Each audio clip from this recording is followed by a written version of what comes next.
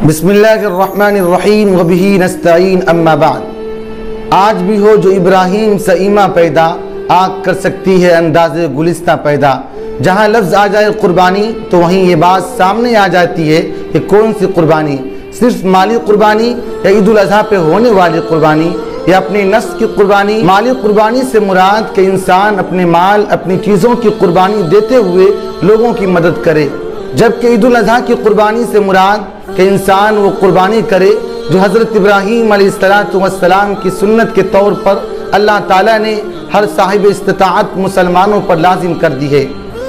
जी हाँ, ये वही कुर्बानी है जो एक बाप ने अपने बेटे की कुर्बानी की।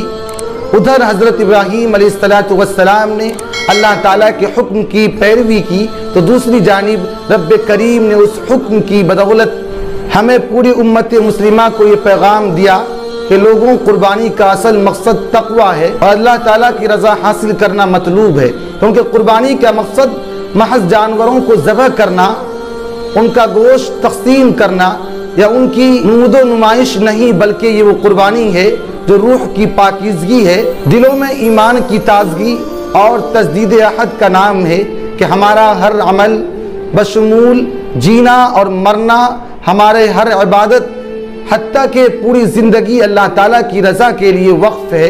अल्लाह ताला के पास हमारे उन जानवरों का जो हम ज़बह करते हैं उसका गोश्त अल्लाह तक नहीं पहुँचता, बल्कि अल्लाह तक तो हमारे जानवरों का खून, कुर्बानी का खून ज़मीन पर गिरने से पहले ही अल्लाह की रज़ा और मकबूलियत के मकाम पर पहुँच जाता है और उसके साथ ही हमारा तक़वा भी अल्लाह तक पहुँच जाता है। तो इसलिए खुशदिली और खुलूस नीयत से कुर्बानी करना हर मुसलमानों पर फ़र्ज़ है।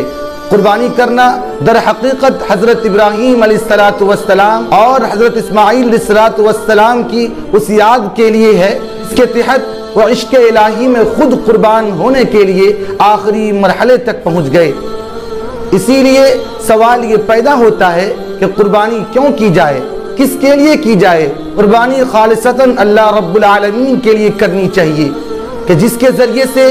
हमें हमारे नफ्स का पता चलता है कि हमारा नफ्स किस हद तक तक़वा इख्तियार कर सकता।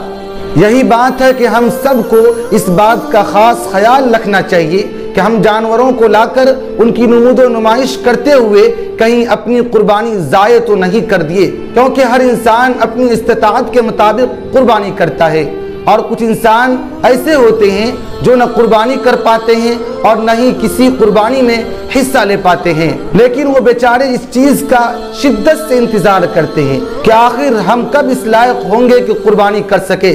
इसीलिए हमें अपने आसपास लोगों का ख़ास ख्याल रखना चाहिए और इस चीज़ का भी वाज़ेह ख्याल रहे कि जानवरों की नमूदो नुमाइश और दिखावा करते हुए कहीं हम अपने मकसद को ज़ाय तो नहीं कर रहे हैं, कहीं हमारा कुर्बानी का असल मकसद ज़ाय तो नहीं हो रहा है।